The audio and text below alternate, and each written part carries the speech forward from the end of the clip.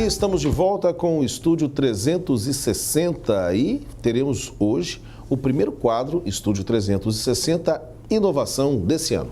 Estúdio 360 Inovação com Evandro Millet. Oferecimento ArcelorMittal. Aços inteligentes para as pessoas e o planeta. É isso aí, nós, como sempre, às terças-feiras temos aqui a presença de Evandro Millet, nosso especialista nesse tema. E hoje o Evandro traz para a nossa bancada o Carlos Henrique Veloso de Carvalho, engenheiro eletricista, presidente do Fórum Capixaba de Energias Limpas, diretor de energias do Centro Capixaba de Desenvolvimento Metal Mecânico e CEO da Vitória Solar Engenharia. Muito bem-vindo, Carlos Henrique. Muito obrigado pela oportunidade, estou à disposição aqui para a gente conversar sobre esse assunto aí tão atual que é a energia solar fotovoltaica. Evandro, com você. Isso. Carlos Henrique, obrigado pela presença. Me diga uma coisa, estamos conversando sobre energia solar. Como é que está o quadro de energia solar no Brasil hoje em relação, por exemplo, a números comparando a quantidade de energia gerada com Itaipu? Há um crescimento muito grande da energia solar. Como é que está isso hoje? Pois é, a energia solar, ela demorou muito tempo para deslanchar aqui no Brasil, mas agora realmente, definitivamente, nós deslanchamos. Nós batemos a potência instalada de energia solar no Brasil, nós batemos a capacidade de Itaipu no primeiro semestre e hoje a gente está quase dobrando essa capacidade. Lembrando que a usina de Itaipu ela tem uma potência de aproximadamente 12 gigawatts e hoje a gente está instalando aqui no Brasil aproximadamente 1 gigawatt por mês. Ou seja, nós já temos quase 20 gigawatts de potência instalada de energia solar. Então, a gente já ultrapassou e muito aí a capacidade de Itaipu. Uma curiosidade, a gente sabe que é uma energia limpa. Agora, ela também é uma energia econômica, ou seja, ela tem vantagens econômicas em relação a outras fontes de energia? Pois é, na verdade, um conceito que se tem, um falso conceito, é de que a energia solar fotovoltaica ela é cara. Na verdade, ela é a energia mais barata que tem. Por quê? Porque você consegue comprar com a própria economia, então ela sai de graça. Se você consegue financiar o sistema de tal forma que a parcela do financiamento é mais barato do que a sua economia de energia, então você acaba comprando o sistema sem gastar nenhum real. E o sistema ele tem 25 anos de garantia. Ou seja, você consegue comprar um sistema pagando na sua economia durante 4 anos aproximadamente e depois você vai ter 25 anos de usufruto dessa energia sem pagar mais nada, além da tarifa mínima, que é muito baixa, né? Muito barata. E quem tem uma casa pode colocar as placas solares, quem tem uma indústria pode colocar as placas solares em cima. Quem mora em apartamento também pode ter essa energia, como é que faz? Pois é, em apartamento você tem uma saída que é participar de consórcios ou condomínios solares. Então, outra saída também é se você tem um terreno ou um outro imóvel em outro local. Então, se você tem, por exemplo, um sítio ou na sua empresa, por exemplo, você pode colocar no teto da sua empresa, no telhado da sua empresa e compensar essa energia na sua residência, desde que as duas unidades consumidoras estejam ou no mesmo CPF ou no mesmo CNPJ. Ou você pode participar, como eu disse, de um condomínio ou consórcio solar, onde você junta várias pessoas ou empresas, integram esse consórcio ou condomínio e você compartilha essa energia, essa usina geradora entre os participantes daquele consórcio. Interessante. Agora, existe um consumo mínimo a partir do qual vale a pena ter energia solar ou ela vale em todos os casos? Na verdade, o que a gente faz é uma estimativa do tempo de retorno do investimento. Certo. Então, quanto maior o seu consumo, o seu sistema vai ser maior, então ele sai mais barato por unidade.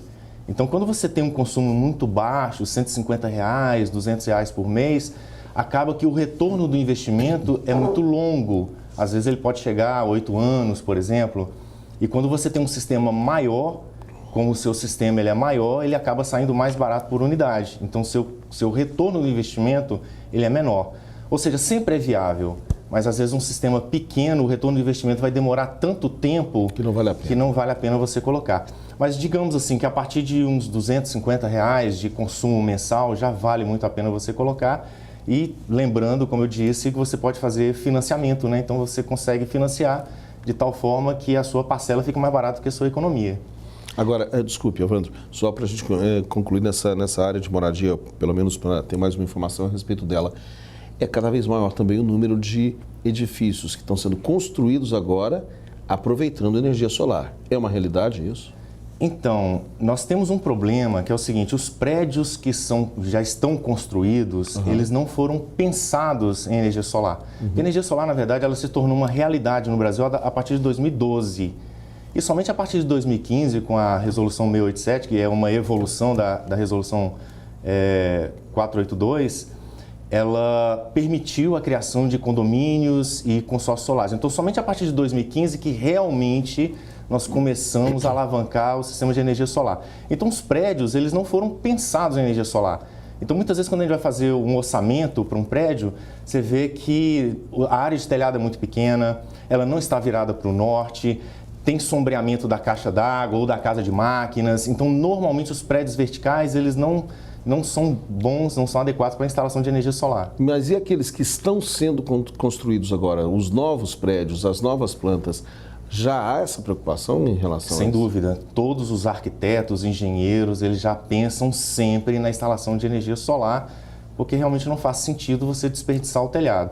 Mas lembrando, quando você tem um condomínio vertical, a área disponível que você tem, pelo menos lá no teto, ela é muito pequena. Entendi. Porém, você pode usar, por exemplo, pele de vidro e colocar películas de energia solar. Então, você pode aproveitar as paredes desse prédio para gerar energia solar, que é muito viável também.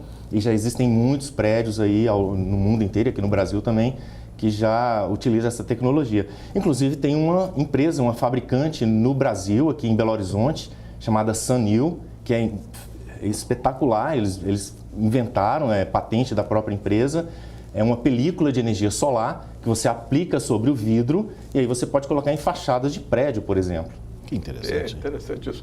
E me diz uma coisa, agora está acontecendo uma mudança, tem uma mudança de legislação acontecendo agora esse mês. O que está acontecendo exatamente? Qual é o impacto que pode ter nesse ambiente todo? É boa pergunta. Na verdade, a mudança de legislação ela aconteceu no ano passado, no dia 7 de janeiro de 2022. O presidente da República assinou a Lei 14.300. Essa lei é a primeira lei federal que regulamenta esse mercado de geração distribuída ou do alto consumo. Essa lei ela trouxe uma série de inovações positivas, algumas negativas, a maioria eu considero como positivas, e uma delas, que na verdade é uma evolução negativa, ao meu ver, que é você começar a pagar pelo uso do sistema pelo uso da rede de distribuição. Então, até sexta-feira agora, ou seja, daqui 3 dias, todos os projetos que forem protocolados na distribuidora, a pessoa que gerar a sua própria energia, ela não vai pagar pelo uso da rede de distribuição. Então, eu citei o caso, por exemplo, de uma pessoa que mora num apartamento e instala um sistema num sítio ou na empresa, etc. 100% daquela energia que você gera remotamente, você vai poder usar no seu apartamento. Os projetos que forem protocolados a partir de segunda-feira não vai ser assim mais. A gente vai pagar uma pequena tarifa que vai ficar para uso da rede de distribuição. É um pedágio de transmissão ali da energia. Exatamente, é um pedágio de transmissão. Na verdade, essa tarifa ela é escalonada. Ela só vai ser cobrada integralmente daqui 8 anos. Então, todo ano ela vai aumentar um pouquinho. E quando ela for cobrada na sua totalidade, ela vai ser de aproximadamente 30%. Eu falo aproximadamente porque isso não está definido nem na própria lei. A própria lei, inclusive, ela criou uma figura chamada TUSDG, que é a tarifa de uso do sistema de distribuição para geradores de energia. E essa tarifa ela ainda não está definida, ela vai ser regulamentada ainda pela ANEEL. Mas a nossa expectativa é de que ela fique aproximadamente em 30%. Ou seja, você vai gerar 100 kWh, por exemplo, e você vai ter direito a usufruir somente de 70. Isso daqui a 8 anos. Só que a partir de agora, né, você vai começar cobrando um pouquinho mais cada ano, aproximadamente 4%, aí vai crescendo aproximadamente 4% por ano.